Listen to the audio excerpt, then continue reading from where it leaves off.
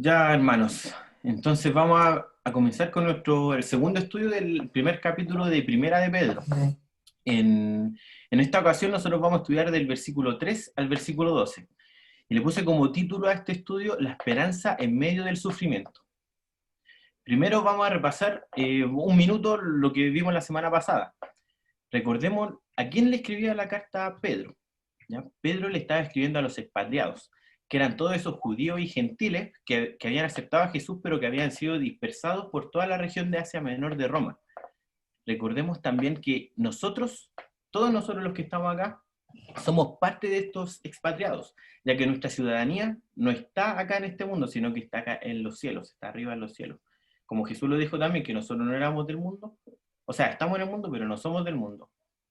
También vimos lo siguiente, que nosotros fuimos elegidos según la presencia de Dios Padre, en santificación. O sea, esto significa apartado. ¿Y por quién? Por el Espíritu Santo. ¿Y para qué? Para poder obedecer y ser rociados con la sangre de Cristo, de Jesucristo. Entonces recordemos también que esta carta nos muestra un problema que todos los cristianos sufrimos o vamos a sufrir en alguna ocasión, que es la contienda con el mundo, como lo está pasando quizás muchos de los cristianos a nivel mundial hoy en día. Acá en Chile no ha llegado todavía la persecución fuerte a la iglesia, pero en algún momento va a llegar acá. Entonces, por eso es importante que nosotros estudiemos esta carta y veamos cómo Pedro nos anima y nos da esta esperanza viva que tenemos nosotros en Cristo Jesús. Entonces, vamos a ir leyendo versículo por versículo lo que vamos a estudiar. Entonces, vamos a Primera de Pedro 1:3. Y dice, ahí sí. Dice, bendito el Dios y Padre de nuestro Señor Jesucristo, que según su grande misericordia nos hizo renacer para una esperanza viva, por la resurrección de Jesucristo de los muertos. Entonces, ¿qué significa esto de ser nacido de nuevo? Esto significa que el día de hoy cualquier cristiano en cualquier parte donde se encuentre y él haya puesto su fe en Jesús, él significa que recibió una nueva identidad y ahora pertenece a la familia de Dios. Y no solo, bueno, y esto es obviamente por el poder del Señor, él ha nacido de nuevo. Y así mismo como Jesucristo habló referente a la salvación con el nuevo nacimiento en Juan 3:3, cuando habla con Nicodemo y le dice que es necesario nacer de nuevo. En esta parte se refiere con con el renacer de nuevo, se refiere a la salvación, está hablando sobre la salvación explícitamente. Entonces, una pregunta, ¿existe alguien que pueda nacer de nuevo? O sea, que pueda nacer por voluntad propia, perdón. La respuesta es no. O sea, no hay nadie acá que pueda decir que nació porque quiso nacer, ya, sino que es Dios que nos permite nacer de nuevo, acá en este caso. Como dice en 2 Corintios, cuando nosotros nacemos de nuevo, nos convertimos en ¿qué? Nueva criatura. En 2 Corintios 5:17, porque dice que somos nuevas criaturas y que las cosas viejas pasaron. Dice, he aquí, todas son hechas nuevas. Entonces nosotros somos renacidos. ¿Y para qué se nos permite nacer de nuevo? O se nos permitió nacer de nuevo. Para nosotros poder obtener una esperanza viva, por la resurrección de Cristo de los muertos. Aquí, o sea, lo que nosotros estamos viendo es que se nos da una nueva esperanza viva en Cristo. Entonces, ¿quién es nuestra esperanza viva? Me acabo de decir, Cristo. ¿Y por qué esta esperanza es viva? Es por la resurrección de Jesucristo. Y recordemos que esta esperanza que nosotros tenemos no es como la esperanza que nosotros podemos llegar a tener referente a algo terrenal, a algo mundano, sino que esta es una esperanza eterna y una esperanza que no se va a ir. Lo vamos a estudiar en los versículos que siguen más abajo. Entonces, piensen esto y ténganlo en su mente a medida que va pasando el estudio. Nosotros sin siquiera merecerlo y muchas veces sin siquiera valorar lo que el Señor hizo con nosotros al darnos esta nueva esperanza viva que es Jesucristo, que es la salvación, por medio de que Él envió a su Hijo Jesús a la cruz para morir por nosotros, por nuestros pecados y darnos la opción a la salvación. No, esta es la esperanza que nosotros tenemos, la esperanza viva, y podemos ver cuánto Dios nos ama por medio de este gesto que Él hace. Y tenemos que tener en nuestra mente todo el rato esto. Jesucristo es nuestra esperanza viva. Y una esperanza única, la cual no puede ser arrebatada de nosotros, de los cristianos. La esperanza en Cristo. Entonces vamos a leer ahora el versículo 4 al 5, que dice, vamos a leer el final del 3, para poder leerlo de mejor manera. Dice, Jesucristo de los muertos, para una herencia incorruptible, incontaminada e inmarcesible, reservada en los cielos para vosotros, que sois guardados por el poder de Dios mediante la fe, para alcanzar la salvación que está preparada para ser manifestada en el tiempo postrero. Entonces, tenemos una herencia nosotros, y acá se nos señala cómo es esta herencia. Pero recordemos que esta herencia, lo mismo que vimos adelante, no es una esperanza, delante vimos la esperanza, ahora la herencia. Esta no es una herencia como las que nosotros tenemos acá en el mundo, no es una herencia por la cual nosotros tengamos que pelear, o por la cual muchas veces nos defrauden, como nosotros vemos la herencia en el mundo, que muchas veces nos hacen pelear con familia, con el Estado, que no nos dan la herencia completa, miles de cosas. Esta herencia es eterna, es del Señor. ¿Y nosotros cómo sabemos esto? ¿Por qué? ¿Cuál es esta herencia que nosotros tenemos que nos dejó el Señor Jesucristo? Es el reino de Dios. ¿Y cómo es esta herencia? Se nos explica acá en el verso 4. Incorruptible, que es incontaminada y que es inmarcesible. Y vamos a desglosar esta palabra, el significado. ¿Qué es lo que son? Es incorruptible, que significa que no puede ser destruida y que va a durar para siempre. Que es incontaminada, es que no tiene mancha alguna, que está totalmente limpia y no puede ser manchada. Inmarcesible, que esto significa que no se marchita. No es como las flores, por ejemplo, que las flores, una rosa puede ser la rosa más hermosa del mundo, pero al pasar del tiempo, si no tiene agua, ¿qué es lo que pasa? Se marchita y pierde su belleza. Entonces, acá, ¿qué nos está diciendo Pedro? Que esta herencia no se va a marchitar, va a seguir ahí igual de bella como es desde un comienzo, desde antes de la fundación del mundo, que está esta herencia. Entonces, ahora, pregunta para todos nosotros. ¿Crees tú en esta herencia realmente y la haces realmente tuya para tu vida? ¿La tomas para tu vida?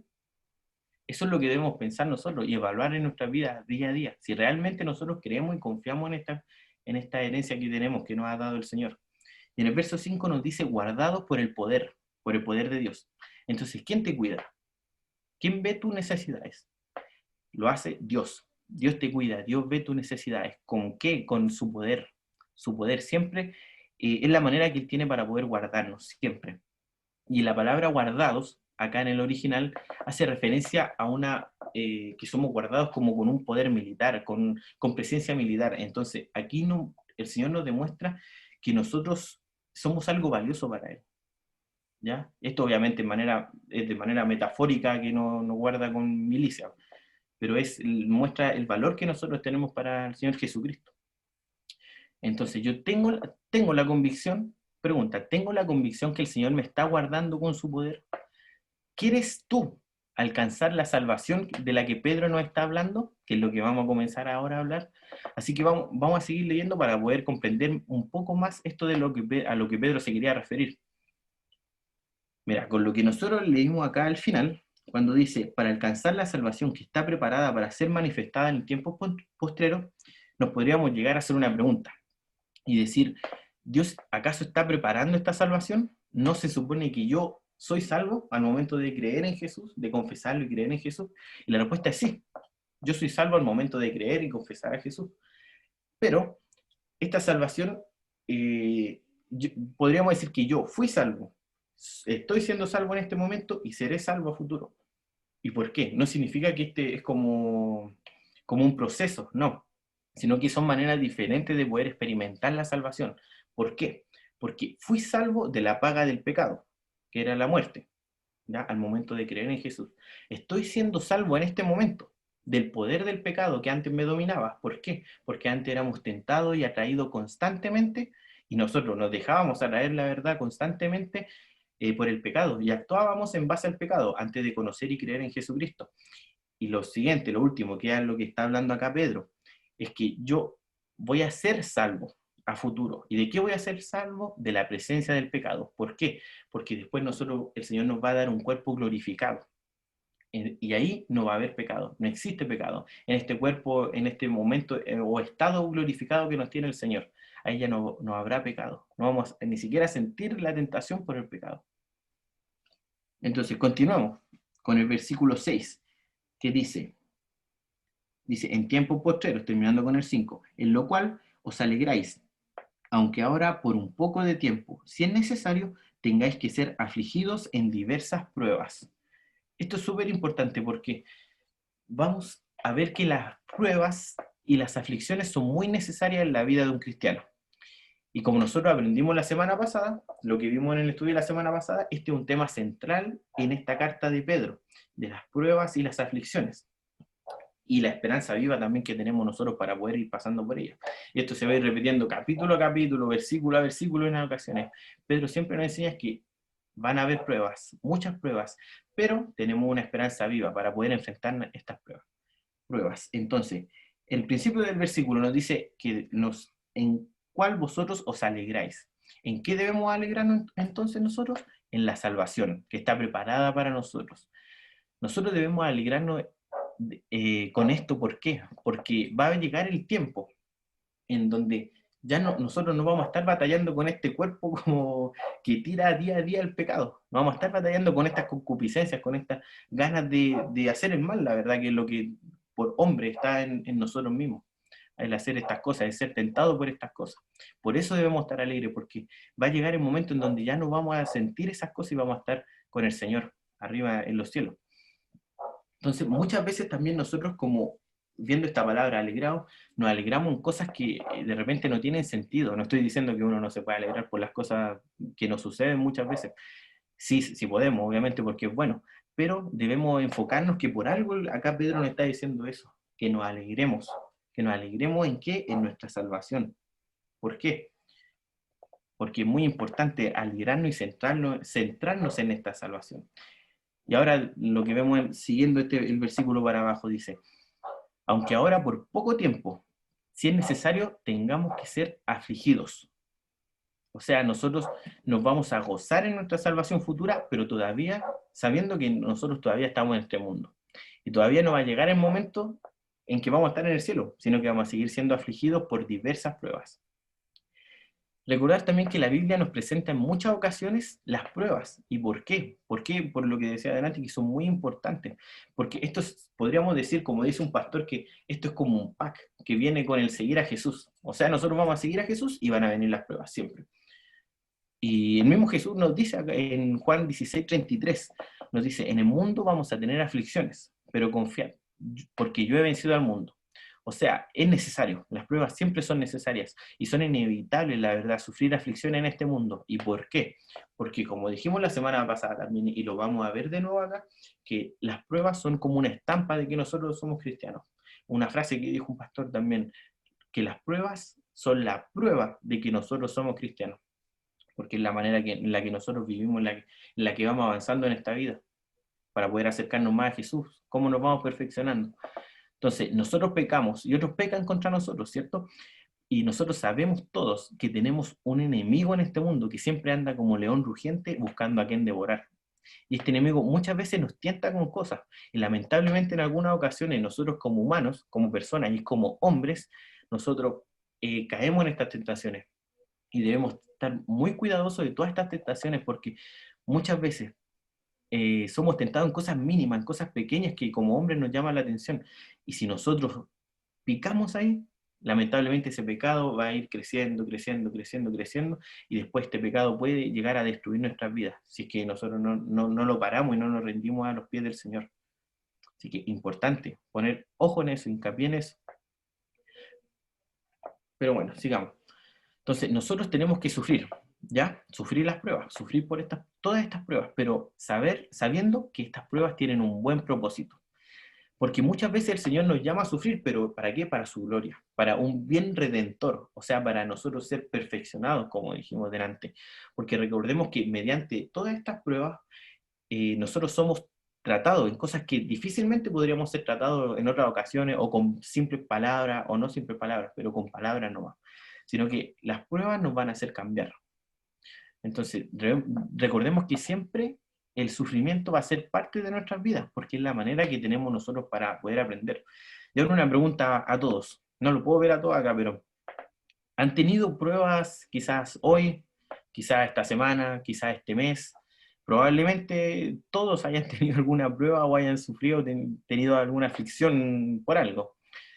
Pero como cristianos nosotros debemos saber que tenemos que descansar en el Señor, en Cristo. ¿Por qué? Porque estas pruebas tienen un propósito siempre.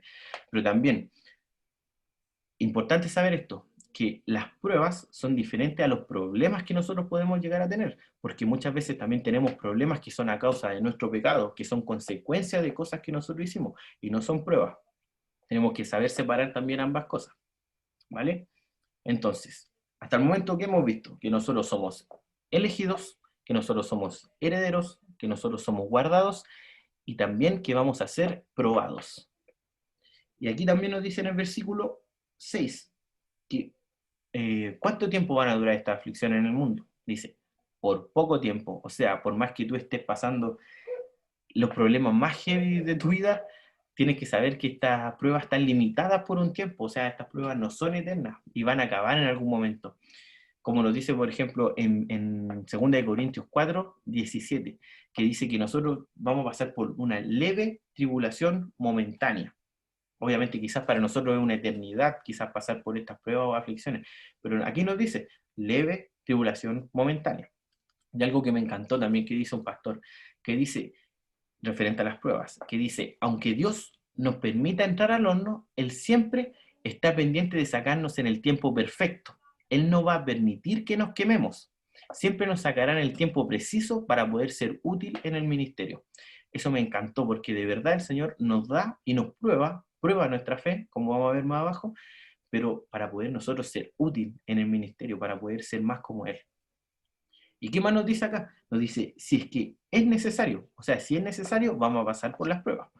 Pero esto es como, es como raro, porque Pedro nos aclara y nos dice, si es necesario, vamos a pasar por las pruebas, pero la verdad es que siempre es necesario.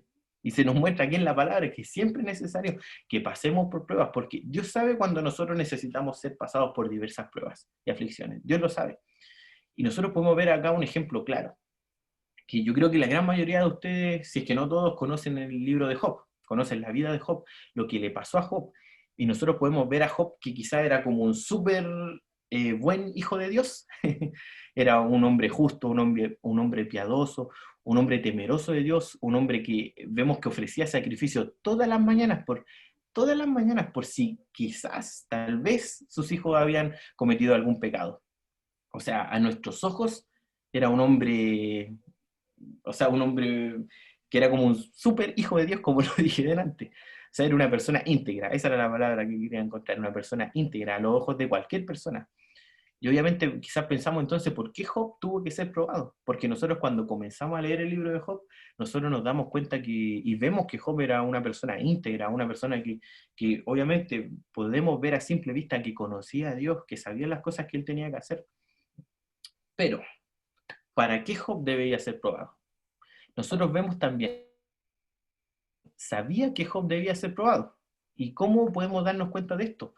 Porque después Job se da cuenta, él mismo se da cuenta que Job no era tan espiritual como él pensaba que era. ¿Por qué? Porque al final del libro de Job, él nos dice, y escribe ahí, de oídas te había oído, mas ahora mis ojos te ven.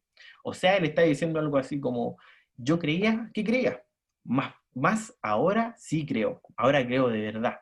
Entonces, por medio de todas estas pruebas que tuvo que pasar Job, él se dio cuenta que realmente no conocía al Señor, que no lo conocía.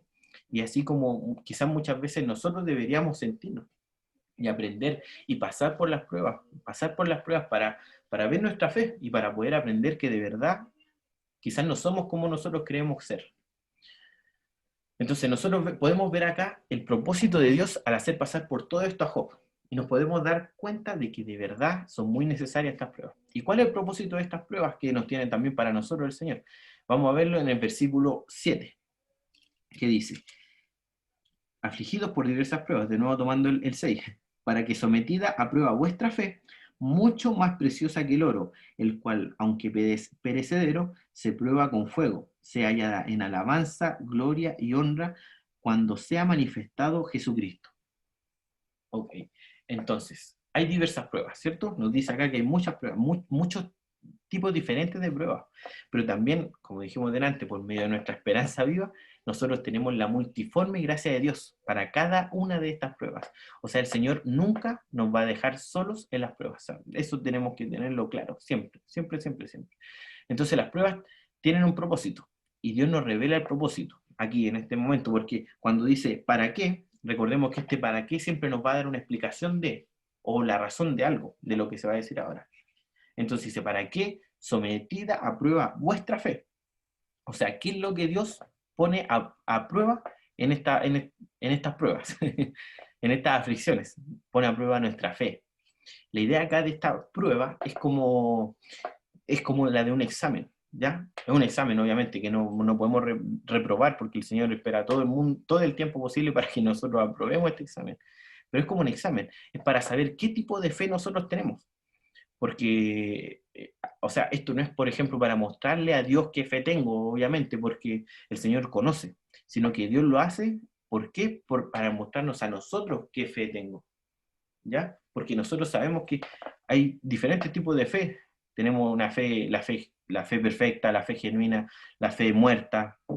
Hay tipos de fe diferentes que nosotros vemos también a lo largo de la palabra. Y es importante saber nosotros qué fe, si de verdad tenemos una fe perfecta, una fe genuina ante los ojos del Señor. Por más que no hagamos caso al 100% muchas veces a lo que dice el Señor, pero debemos tener por lo menos esta fe genuina de la que el Señor no habla en su palabra. Y que vemos, por ejemplo, en Pedro.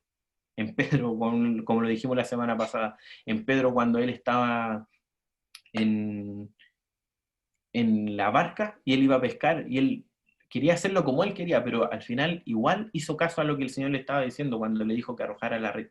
Él hizo caso igual. Eso es una fe genuina. No perfecta, pero sí genuina. Entonces debemos analizar también y ver qué fe tenemos nosotros. Entonces acá en el verso 7 también nosotros vemos una ilustración de nuestra fe y nos dice que nuestra fe es más preciosa que el oro, el cual, aunque perecedero, esto quiere decir que este oro puede morir, es probado con fuego, o sea, el oro es probado con fuego, y la idea es que nuestra fe sea hallada después en alabanza, gloria y honra. Entonces recordemos ahora y veamos un poco por qué el oro es probado al fuego. Esto es básicamente, el oro lo pasan por mucho calor para poder sacar todas o la gran mayoría de las impurezas.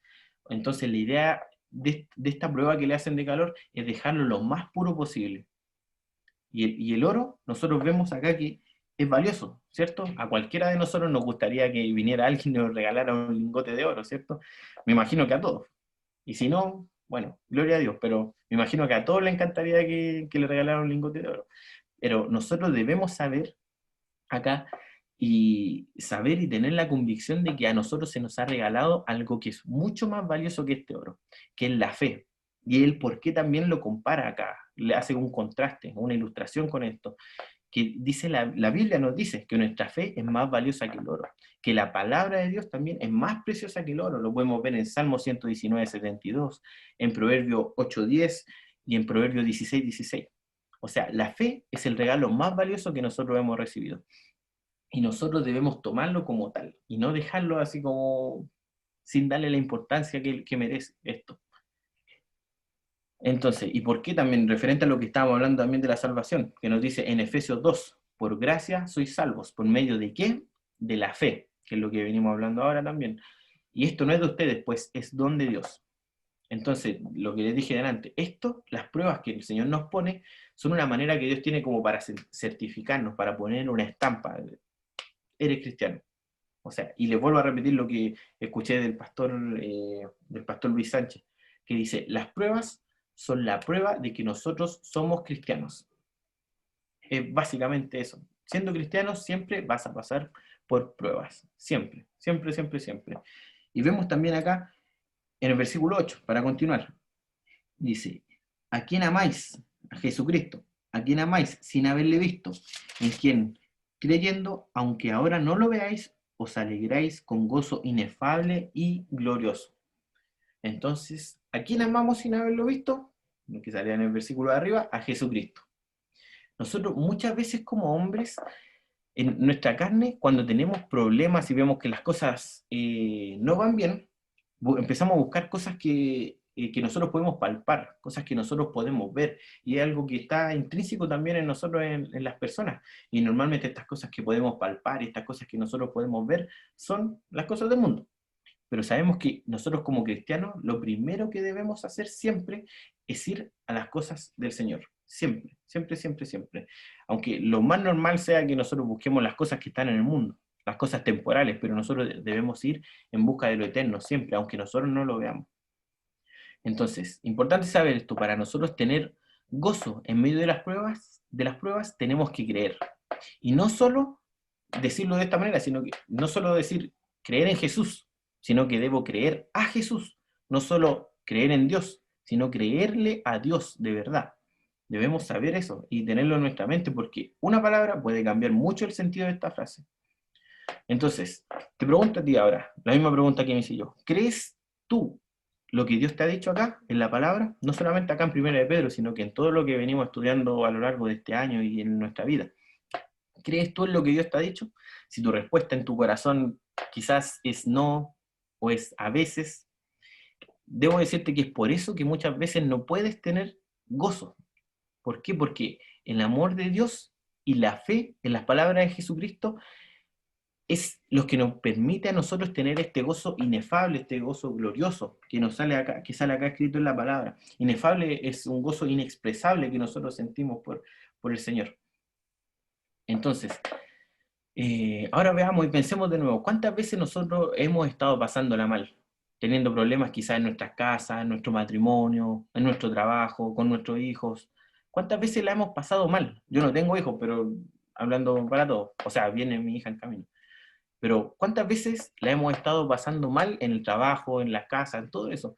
Y lo primero que nosotros deberíamos hacer, ¿qué es buscar a Dios, ¿cierto? Pero muchas veces como hombres nosotros no lo hacemos porque nos creemos autosuficientes. Y en vez de orar, en vez de buscar en la palabra, ¿qué es lo que buscamos? Nuestra primera alternativa quizás es llamar a algún amigo, que quizás ni siquiera es cristiano, o buscar la alternativa en Google, cómo poder solucionar este problema, no sé, cosas que uno o yo lo he hecho en algún momento, la verdad. Entonces, nosotros tenemos que evaluar nuestra vida si nosotros realmente estamos buscando la ayuda de Dios, primeramente, porque no digo que podamos buscar ayuda en otros lados también, si eso no está mal, por ejemplo, ir al psicólogo por diferentes tipos de problemas, o buscar también ayuda de los amigos, de otras cosas, pero nuestra primera alternativa siempre debe ser buscar la ayuda en el Señor, ir al Señor, orar, buscar la palabra del Señor, que el Señor nos hable por medio de su palabra para nosotros resolver nuestro problema. Entonces, algo aquí que yo puse un versículo que me encanta, que sale en Juan 6:68, que es cuando Jesucristo termina de predicar, termina de hablar, y se empieza a ver las personas, y él le pregunta a sus discípulos si ellos se iban a ir también. Y ahí Pedro, que era la persona que estaba escribiendo esta carta, le dice, ¿a quién iremos? Si tú tienes palabra de vida eterna. ¿Por qué me encanta esto? Porque nosotros siempre que tengamos algún problema, tenemos que recordar esto. ¿A quién vamos a ir? ¿A quién? ¿A dónde vamos a ir? ¿Quién nos va a ayudar si tú eres nuestra ayuda? Tú eres la persona tú eres el mejor consejero. Tú eres el que nos va a dar el ánimo y nos puede dar el ánimo. Tú nos vas a dar descanso. O sea, evaluemos esto en nuestra vida, si nosotros realmente estamos buscando a Dios, porque lo necesitamos, de que lo necesitamos, lo necesitamos. Pero evaluemos esto, ¿estamos buscando realmente a Dios? Entonces, retomando de nuevo, nosotros hemos quizás pasado por problemas el día de hoy, esta semana, como dije antes, en el mes. Entonces, pregúntate a ti, ahora, sabiendo esto, ¿cómo reaccionaste tú? ¿A quién acudiste? ¿Buscaste primero el consejo de Dios o buscaste primero el consejo de los hombres? O tu consejo, lo que tú creas que va a ser mejor para ti. Evalúenlo, piénsenlo. Es súper importante esto. Y vamos a continuar entonces en el versículo 9, que dice, obteniendo el fin de vuestra fe, que es la salvación de vuestras almas. Entonces, el fin de vuestra fe, de nuestra fe, el fin, la meta de nuestra fe, ¿cuál es? En la salvación de nuestras almas. Esa es nuestra fe. Y esto es en lo que nosotros deberíamos alegrarnos para poder recalcar lo que hablamos arriba, en la salvación de vuestras almas. Entonces ahora vamos a ver el último punto, que son los últimos 3 versículos. Y aquí nosotros vamos a ver cómo es que los profetas van a comenzar a entender todo lo que era el plan de salvación de Dios. Y vemos también que los ángeles desde el cielo observan y ellos esperan ver cómo se está realizando este plan de salvación desde la eternidad, ¿ya? Y ver cómo tanto los ángeles como los profetas estaban inquietos por poder saber más. Y esto es súper interesante porque, de nuevo, vemos los profetas en la antigüedad y los ángeles ahora que están inquietos por saber más, y nosotros que somos como unos coprotagonistas, entre comillas, de este plan de salvación, muchas veces ni siquiera le damos una mínima importancia, ni siquiera nos interesa saber de esto. Y como hombres es muy importante que nosotros sepamos esto, porque recuerden que nosotros como hombres estamos a cargo de nuestra familia, ¿ya? Y nosotros somos responsables de la familia. Ante el Señor vamos a ser responsables, Él nos va a pedir cuenta a nosotros. Entonces vamos a ver acá el sentir de los profetas. ¿Y el sentir de los profetas cuál era? El poder entender de mejor manera cómo se iba a realizar este plan de salvación, ¿ya? Y cómo los ángeles anhelaban mirar este plan de salvación. Así que vamos a leer los últimos 3 versículos, que es del 10 al 12. Y dice así, perdón, los profetas que profetizaron de la gracia destinada a vosotros inquirieron y diligentemente indagaron acerca de esta salvación, escudriñando qué persona y qué tiempo indicaba el Espíritu de Cristo que estaba en ellos, el cual anunciaba de antemano los sufrimientos de Cristo y las glorias que vendrían tras ellos. Y a esto se les reveló que no para sí mismos, sino que para nosotros administraban las cosas que ahora os son anunciadas, por lo que os han predicado el Evangelio por el Espíritu Santo enviado del cielo, cosas en las cuales anhelan mirar los ángeles.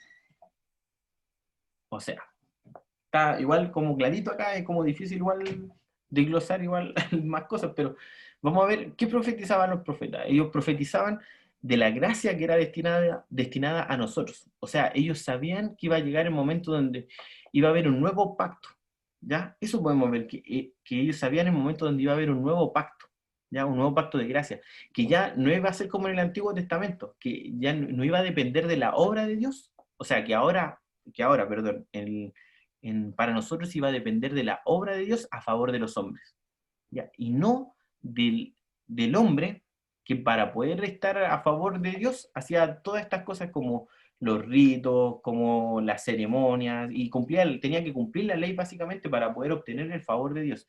Como dice en Levíticos 18:5, que dice, en la NBLA, dice, por tanto, guardarán mis estatutos y mis leyes, por los cuales el hombre vivirá, si los cumple.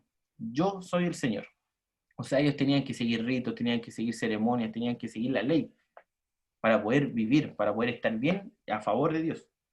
¿Ok? En cambio, nosotros ahora en este nuevo pacto que tenemos gracias al Señor Jesucristo, a su muerte, resurrección y ascensión, nosotros podemos descansar en la obra de Dios. O sea, como le dije recién, que Él envió a su Hijo sin mancha, perdón, que Él derramó su sangre por nosotros todos los pecadores, para poder perdonar nuestros pecados y llevarnos de regreso al Padre, solo por fe, no por obras, ya como podemos ver en Efesios 2. Entonces los profetas, ellos sabían que no estaban en este nuevo pacto, ¿ya? Pero ellos de igual manera inquirieron y diligentemente indagaron, se miraron buscando cosas referentes a esta salvación, a esta esperanza viva que nos está hablando Pedro. ¿Y cómo indagaron ellos? Es una buena pregunta que nos podemos hacer, porque en ese tiempo no existían los evangelios, que nos relatan cómo fue la vida y ministerio de Jesucristo. Ellos indagaron por medio de sus propios escritos, ¿ya? Por las cosas que el Espíritu Santo le iba revelando. Recuerden que todo esto que escribieron ellos era inspirado por Dios. Entonces el Espíritu iba revelando qué cosas, cómo iban a ir pasando todas estas cosas. Y en el verso 11, por ejemplo, nos dice que ellos escudriñaban y ellos iban buscando cómo sabían dónde estaban estas cosas. Como les dije, por medio del Espíritu Santo, que Él les indicaba, como dice acá, el tiempo y qué persona sería este Mesías prometido. Ellos no sabían cómo iba a suceder esto, pero sí estaban ansiosos por saber exactamente, porque vemos cómo anhelaban ellos, cómo buscaban, escudriñaban, indagaban, para poder saber cómo era. Y podemos ver que, por ejemplo, ellos sabían dónde iban a ser Jesucristo, que era por Miqueas, que iban a ser en Belén. Vemos también en Isaías, en el capítulo 53, vemos con mucho detalle cómo iba a ser todo este padecimiento, lo que iba a padecer el Señor Jesucristo. Y bueno, vemos también que hay muchas profecías escritas en el Antiguo Testamento sobre Jesús, detallando cosas sobre él. O sea, vemos que hay profecía, o sea, está escrito sobre cómo iba a ser su ministerio, cómo iba a ser su muerte, cómo iba a ser su resurrección y cómo iba a ser su gloria futura también. Nosotros nos damos cuenta con esto que ellos querían saber más y más. Y así también como nosotros deberíamos buscar y buscar y buscar más para poder saber más de nuestro Salvador, de nuestro Señor Jesucristo. Entonces en el verso 12 dice, nos dice lo siguiente, entonces, o sea, ya lo leímos, no sacó nada con leerlo. Entonces estos hombres sabían que el mensaje que se les estaba dando a ellos los profetas, no era para ellos, sino que era para nosotros, ahora. O sea, para nosotros en el tiempo de Pedro y para todas las generaciones que siguen después, porque nos dice, se nos dice que por todos a los que se les ha predicado el Evangelio, por medio del Espíritu Santo. ¿Ya? O sea, era para todos ellos, todas las generaciones que vienen hasta el día de hoy y las que van a seguir hasta la venida de Cristo. Entonces vamos a terminar viendo esto. Lo que nos dice al final de este versículo, que dice, cosas en las cuales anhelan mirar los ángeles. Entonces, ¿qué es anhelar? Esto es como un deseo intenso. O sea, los ángeles tenían un deseo intenso por ver el cumplimiento de este plan de salvación. Este plan de salvación que el Señor tiene dispuesto para nosotros. Me imagino cómo los ángeles siempre deben estar pendientes quizás de todo lo que pasa día a día, de cómo Dios nos ha tratado día a día, con el amor que el Señor nos trata día a día, siendo que nosotros somos tan malos. Ahí nosotros vemos la misericordia y la gracia del Señor. Entonces es como ellos conocen a Dios, ellos conocen a Jesús, yo me imagino que vieron a Jesús sentado en el trono al lado de Dios. Entonces ellos me imagino que no se explican cómo es que el Hijo de Dios, Dios mandó a su Hijo a morir por nosotros en la cruz. Y nosotros, que no merecemos para nada, ni merecemos esta salvación. Bueno, entonces eso es lo que los ángeles anhelan mirar.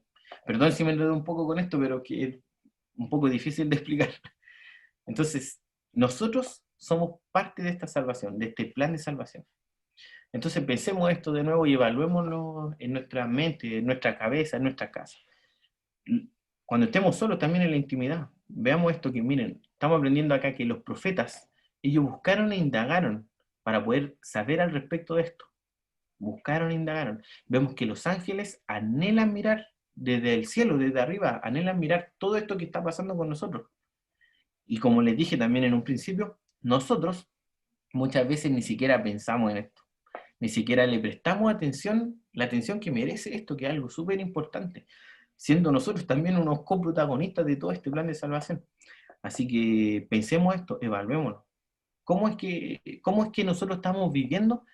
Si estamos viviendo realmente para Dios, realmente como hijos de Dios, si nosotros estamos dando la gloria que merece Dios en nuestras casas, en nuestros trabajos, como esposos los que están casados, como jóvenes los que son más jóvenes, si nosotros estamos realmente glorificando a Dios.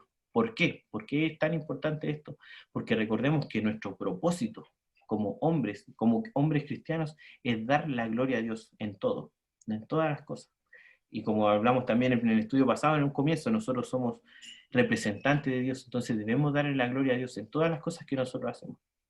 Entonces ahora te pregunto también quizás a ti, ¿estás ansioso de ver, así ansioso como los ángeles y los profetas, de poder ver qué es lo que va a hacer el Señor contigo? Tú como hombre de la casa, ¿quieres indagar más al respecto del Señor, buscar las escrituras, escudriñar las escrituras para poder también enseñarle a tu familia, a tus hijos, a tu esposa? Nosotros debemos buscar, recuerden siempre, busquemos la palabra, leamos nuestra Biblia, estudiémosla día a día.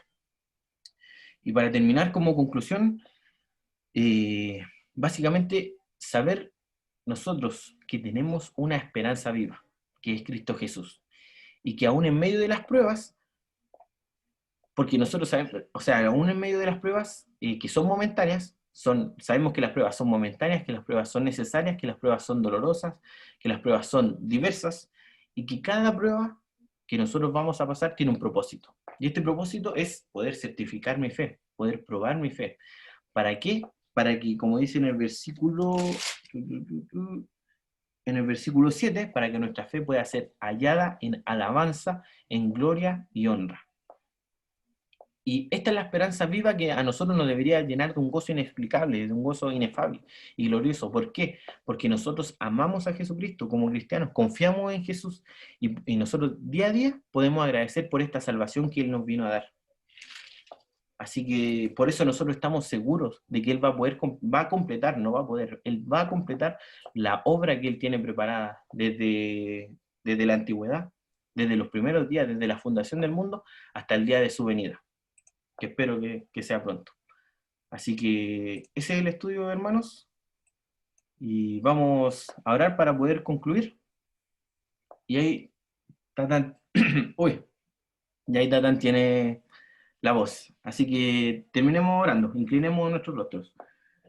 Señor, venimos a tu presencia nuevamente, Señor, para poder darte las gracias por este momento que nos permites compartir, Señor. Gracias por mostrarnos y enseñarnos que tú eres nuestra esperanza viva, Señor, que por ti es que vivimos, Señor. Gracias por mostrarnos las cosas que debemos ser, cómo debemos ser, Señor, nosotros como hombres, Señor. Gracias por ponernos este desafío, Señor, a cada uno de nosotros de poder buscar más de ti, Señor, buscar de tu palabra, así como lo hicieron los profetas, Señor. Anhelar mirar todo esto que tú quieres hacer como lo hacían los ángeles. Te ruego, Dios, que tú nos ayudes, Señor, a poder tener esta fe que tenemos cada uno de nosotros que estamos escuchando aquí, que sea aprobada por el fuego, para poder ser hallada, Señor, sea, ser hallada en alabanza, en gloria y en honra, Señor. Muchas gracias, Señor, porque tú nos permites poder aprender de tu palabra día a día. Te ruego que pongas en el corazón de cada uno de nosotros el seguir buscándote, Señor, y no apartarnos de tu lado nunca, Señor.